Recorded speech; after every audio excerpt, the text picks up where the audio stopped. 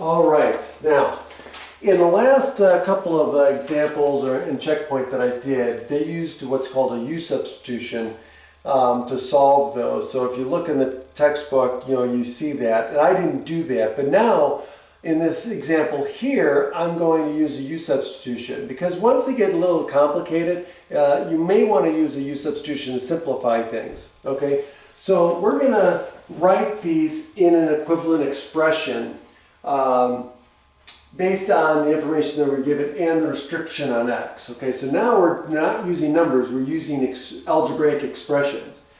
So what I'm going to do is I'm going to let u equal the argument, the inside argument here. So I'm going to make that u. Okay, so in this example here, u equals arc cosine of 3x. Now, if I define it that way, then obviously that tells me that the cosine of u equals 3x. Okay? So again, I'm only interested in the domain from 0, where x is 0 to 1/3. So I'm okay, because that takes me from 0 to 1 here, and that's okay because, again, the domain of arc cosine is what? Negative 1 to 1.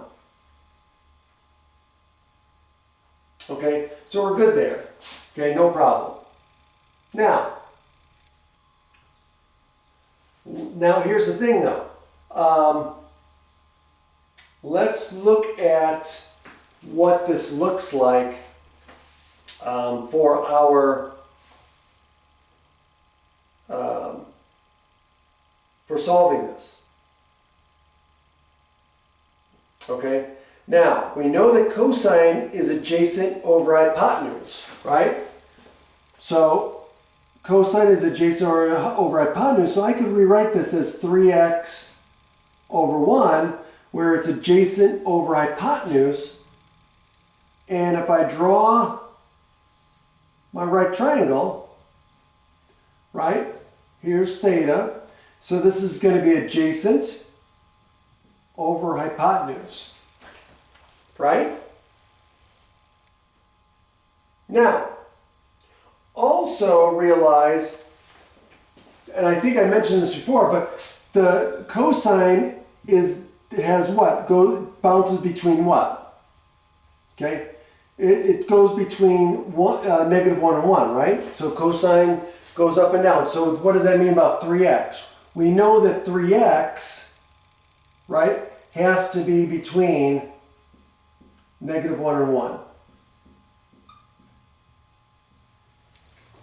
Okay?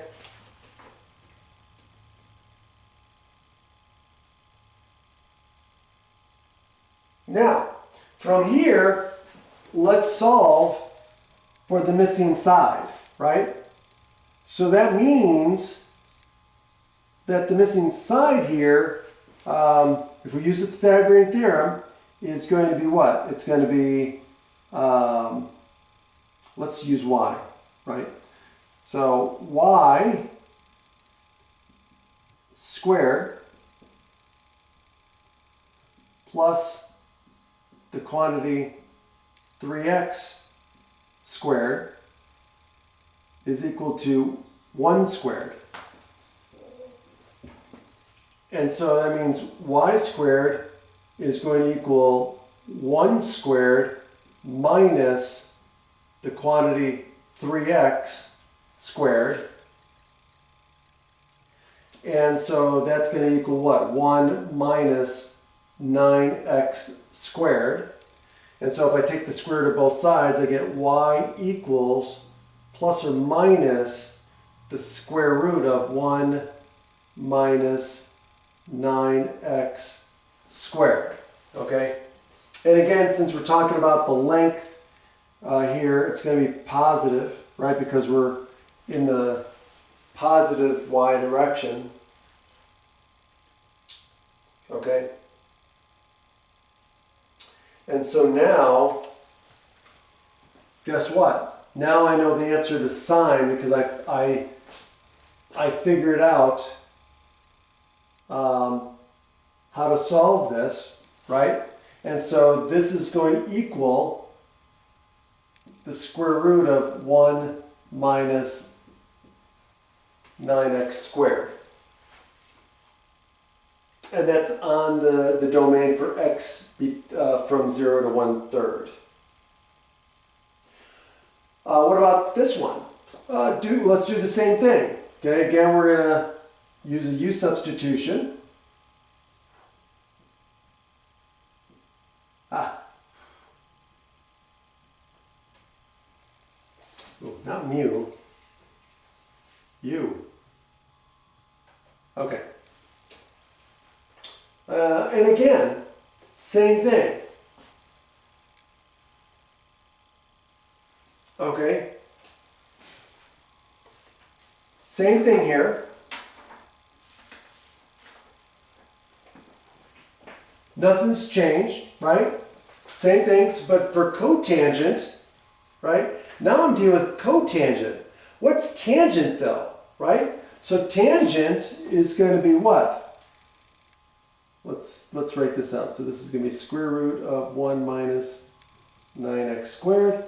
Okay, so now tangent is opposite over adjacent. So that means cotangent is adjacent over opposite. So this b is going to be what? 3x over the square root of 1 minus 9x squared. And we're done. Not bad. Have a great day.